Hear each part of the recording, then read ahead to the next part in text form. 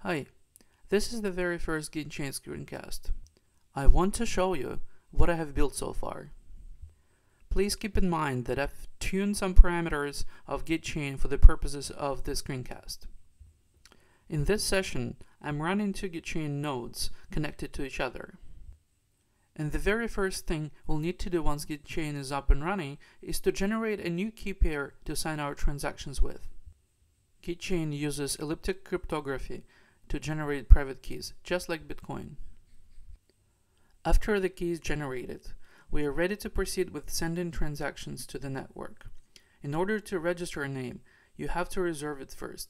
Gitchain will send a hash of the name so that nobody can see it, yet your node can prove you were the one reserving it. Once the name reservation went through and got enough confirmations, we can send a name allocation transaction with the name in the clear. Once that transaction also gets confirmed, the Gitchain node activates the repository in its books. You can also list available repositories using the command line. And now, the moment of truth. I'm pushing Gitchain's own repo into the Gitchain network. As you can see, the second node also got a notification about the push. Now, let's look into each node's object storages. What you can see here is that Gitchain spread different objects across the nodes using a distributed hash table.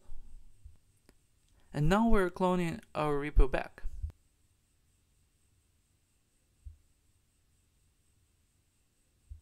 Voila, it worked. You can see a copy of the repo. Thank you for watching this screencast. It has been a lot of interesting work in the past 2 weeks doing these very first steps and very long hours. This is still not yet a fully functional prototype, but it's progressing fairly quickly, and I'm very excited about my next steps. I want to thank you all again for your support. Your input, feedback, and financial backing are highly appreciated. It's really great to know we've got such an awesome community. I will keep you updated on my progress. Even though the fundraiser has already reached the minimum goal of $10,000, the Kickstarter campaign will continue to run for another 20 days.